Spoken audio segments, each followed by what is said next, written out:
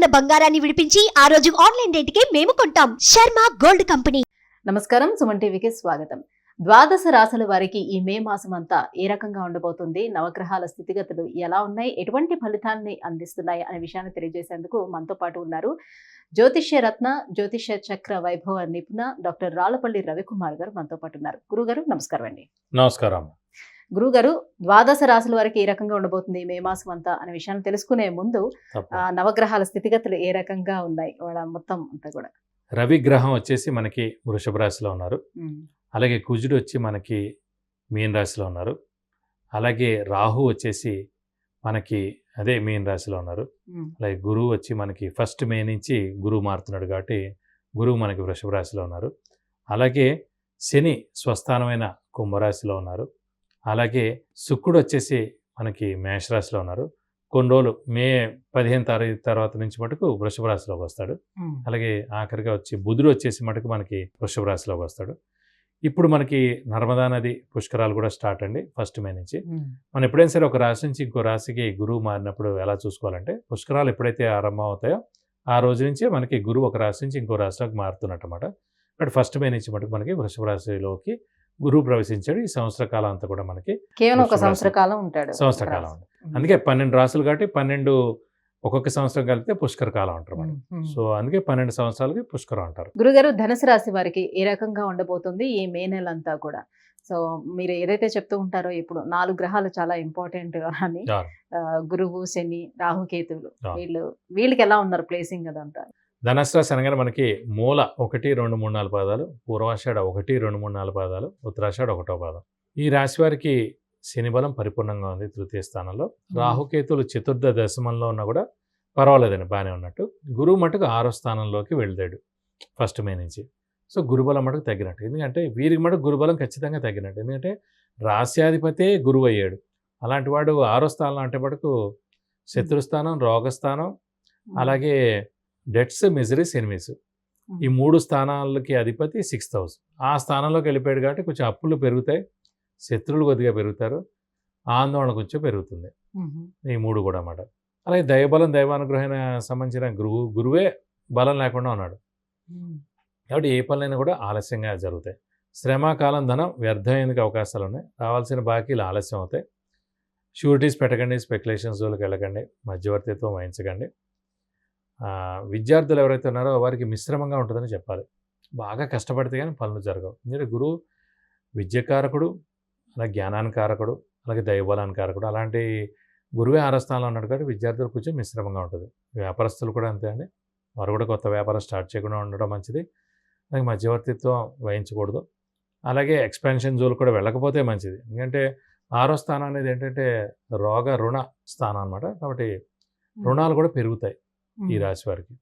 కాబట్టి మిశ్రమంగా ఉండడం బెస్ట్, మౌనంగా ఉండడం బెస్ట్. ఇంకోటి అంటే మామూలుగానే వీరు విల్లు ఎక్కుపెట్టే సైన్ అది ధనస్సు అంటే. సో ఒకసారి మాట అన్నారంటే అది మళ్ళీ వెనక్కి తీసుకోరు, ముక్కుసూటిగా ఉంటారు. ఎంతమందిలో ఉన్నా కూడా వాళ్ళు అనేది అనేస్తారు. కానీ అలాగే శత్రువులు పెరిగిపోతారు, ఏడుపులు పెరుగుతాయి. కాబట్టి మౌనంగా ఉండడం ఉత్తమం అండి. సో మనం లేదు ఇలాగే ఉంటామంటే మాట కొంచెం కష్టాలు తప్పవు. కాబట్టి మౌనంగా ఉండడం ఉత్తమం ప్రస్తుతం కొన్ని రోజులు. కానీ శని బలం బాగుంది కాబట్టి ఉద్యోగస్తులకు బాగుంటుంది, ప్రొఫెషన్లో ఎవరైతే ఉన్నారో వాళ్ళకి బాగుంటుంది. ఆరోగ్య ఆయుష్ విషయాల్లో ఏం ప్రాబ్లం లేదండి. వాళ్ళ ఇంట్లో వాళ్ళకి ఏం ప్రాబ్లం లేదు. చిన్నపిల్లలకి, వాళ్ళ గృహిణులకి, వాళ్ళందరూ కూడా, ప్లస్ ఈ రాశి వారికి కూడా ఆరోగ్య ఆయుష్ చాలా బాగుంటుందని చెప్పుకోవాలి. అలాగే ఖర్చులు కూడా విపరీతంగా ఉంటాయి. గురువు అనేవాడు 6వ స్థానంలో ఉన్నాడు కాబట్టి ఖర్చులు విపరీతంగా ఉంటాయి. ఆకస్మిక ఖర్చులు ఇవన్నీ కూడా చాలా ఎక్కువగా ఉంటాయి.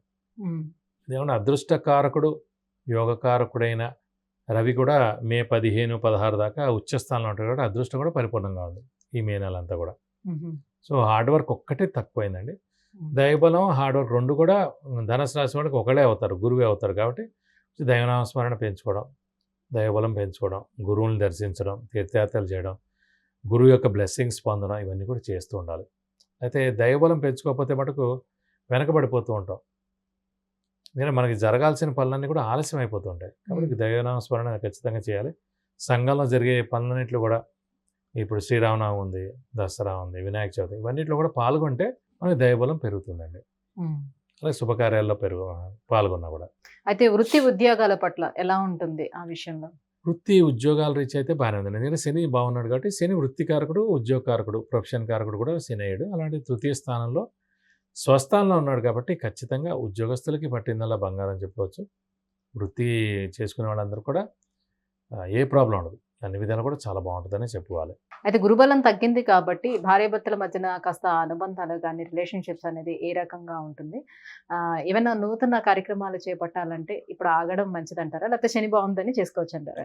నూతన పనులన్నీ మటుకు చేసుకోవచ్చండి. చిన్న చిన్నవి అయితే పర్లేదు. మెయిన్గా ఏదైనా ఇల్లు విషయం కానివ్వండి, లేకపోతే వివాహ విషయం కానివ్వండి, సంతానం విషయం కానీ అవన్నీ కూడా అంత ఈజీగా జరగదు. అది గురుబలం ఖచ్చితంగా ఉండాలి.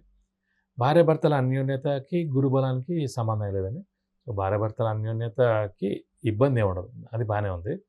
సో నూతన పనులు ఏదైనా సరే, పెద్ద పెద్ద పనులు ఏదైనా సరే, ఒక కారు కొనాలన్నా, ఇల్లు కొనాలన్నా, లేకపోతే ఏదైనా శంకుస్థాపన చేయాలన్నా, లేదంటే వివాహ విషయం కానివ్వండి, సంతాన విషయం, ఇవన్నీ కూడా అంత ఈజీగా జరగవు. డిలే అవుతుంది. గురువు బాలేడు కాబట్టి. ఇప్పుడు 3 నెలల పాటు మూఢం ఉంది. మే, జూన్, జూలై కూడా. సో ఆగస్ట్ నుంచే ముహూర్తాలు స్టార్ట్. సో 3 నెలలు ఇక్కడికే పోయింది మనకి. కాబట్టి అవన్నీ కూడా అంటే సంవత్సరం ద్వితీయార్థం నుంచి కొంచెం బెటర్ అన్నట్టు. అలా వేసుకోవచ్చు. మీరు దసరా నుంచి పర్వాలేదు అనుకోవచ్చు. ఇంకా ఎటువంటి పరిహారాలను పాటించుకోవాలంటే? సో వీరు కూడా అంతే అండి. గురుబలమే లేదు కాబట్టి ప్రతి గురువారం ఉపవాసం ఉండడం, అలాగే దత్తాత్రేయ స్వామిని ఎక్కువగా పూజించడం, ప్రతిరోజు దత్తాత్రేయ స్వామి అష్టోత్తరం చదువుకోవడం, ప్రతి గురువారం దత్తాత్రేయ స్వామి టెంపుల్కి వెళ్ళి 41 ప్రదక్షిణాలు చేస్తే కనుక దోషం ఏమైనా ఉంటే కూడా తొలగిపోతుంది. ఇలా మనం గురుబలం పెంచుకోవచ్చు. లేదా ఇంకా కొంచెం బలం లేదనే అనిపిస్తుంది అనమాట. ఖచ్చితంగా గురువుకి 16 వేల సార్లు జపం చేయించి కేజీంపావు శనగపప్పు, ఒక yellow lungi, ₹1000 worth gold item దానం ఇస్తానికి దోషం మొత్తం తొలగిపోతుంది. గురుగారు, ధనుసు రాశి వారికి ఈ మే మాసం అంతా ఏ రకంగా ఉండబోతుంది, వాళ్ళు ఎటువంటి పరిహారాన్ని పాటించుకోవాలనే విషయాన్ని తెలియజేసినందుకు ధన్యవాదాలు. నమస్కారం.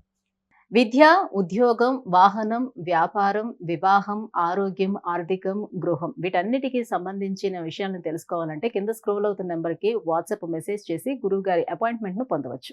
సుమన్ టీవీలో మీ పర్సనల్ అండ్ బిజినెస్ ప్రమోషన్స్ కోసం కింది నెంబర్కి కాంటాక్ట్ చేయండి.